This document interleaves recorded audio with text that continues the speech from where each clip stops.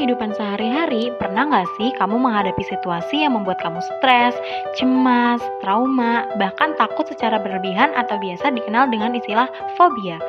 Pengalaman-pengalaman ini biasanya kamu rasakan ketika dihadapkan dengan situasi tertentu yang tak jarang membuat kamu merasa tidak nyaman. Nah, pada video kali ini, aku akan mengulas beberapa metode sederhana nih yang dapat membantu kamu dalam mengelola reaksi ini. Simak video ini sampai selesai ya.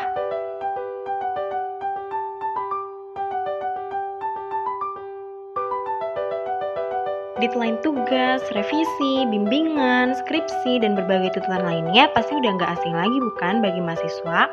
Khususnya di semester akhir ini, tuntutan ini sering banget bikin stres, overthinking, bahkan sampai ngebuat kita bingung sendiri nih harus gimana dan mulai dari mana. Tapi tenang, di sini aku punya beberapa cara untuk mengatasi sekaligus membantu kamu biar tetap tenang dan produktif ke depannya. Jadi, yuk ikuti langkah-langkah berikut ini. Yang pertama, self-talk atau afirmasi positif. Saat kamu merasa tertekan dengan berbagai tuntutan akademik, cobalah untuk berbicara pada diri sendiri dengan afirmasi positif. Misalnya, katakan, "Aku bisa mengerjakan ini pelan-pelan saja." Dengan kata-kata positif, kamu akan merasa lebih tenang dan yakin bahwa kamu bisa menyelesaikan semuanya dengan baik. Yang kedua, switch pikiran positif. Selama menghadapi tuntutan akademik yang beragam itu, pasti kamu juga pernah berpikir, aduh ini kayaknya nggak akan selesai deh. Nah, ketika pikiran itu muncul, coba kamu ganti pikiran itu dengan yang lebih positif. Misalnya, aku akan mulai dari yang mudah dulu deh, pasti nanti semuanya bisa terselesaikan satu persatu. Pikiran positif ini bisa membantu kamu tetap fokus dan gak gampang panik. Yang ketiga, to-do list. Selain dua cara sebelumnya, kamu juga bisa membuat daftar tugas yang harus diselesaikan untuk membantu kamu agar tetap terorganisir. Tulis tugas-tugas yang perlu kamu kerjakan dan urutkan dari yang paling penting atau mendesak. Kamu juga bisa sesuaikan daftar tersebut dengan skala prioritas, seperti memperhatikan tenggat waktu maupun bobot tugas yang ada. Dengan begitu, kamu bisa menyelesaikan satu persatu tanpa merasa kewalahan. Wah, lega ya kalau stres akademik udah bisa diatasi. Tapi kehidupan mahasiswa itu penuh tantangan loh. Gak cuma soal tugas aja.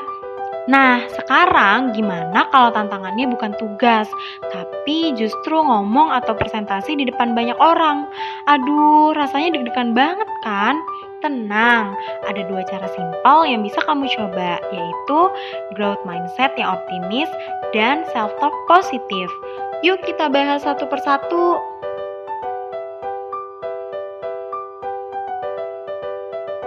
Yang pertama, growth mindset. Berbicara di depan umum itu horor. Eits, siapa bilang? Mungkin iya, terkadang memang bikin jantung jadi berdebar lebih kencang. Tapi jangan lupa, semua orang bisa belajar dan berkembang. Ini namanya growth mindset. Coba pikirkan, kesalahan itu biasa kok. Justru dari sini aku bisa belajar jadi lebih baik. Kalau kamu optimis dan percaya bahwa setiap usaha bikin kamu lebih berkembang, perlahan rasa takutmu akan berkurang. Jadi, jangan takut buat mencoba ya. Yang kedua, self-talk. Selain berpikir optimis, ngomong ke diri sendiri itu juga penting banget loh. Coba bilang ke diri sendiri, aku udah mempersiapkan ini dengan baik, aku pasti bisa. Daripada fokus pada hal-hal negatif, ubah pikiranmu dengan kata-kata yang memotivasi. Misalnya, bayangkan audiens sebagai teman-teman yang mendukung kamu. Dengan self-talk yang positif, kamu akan merasa lebih santai dan percaya diri. Jadi, apakah kamu sudah lebih siap untuk tampil?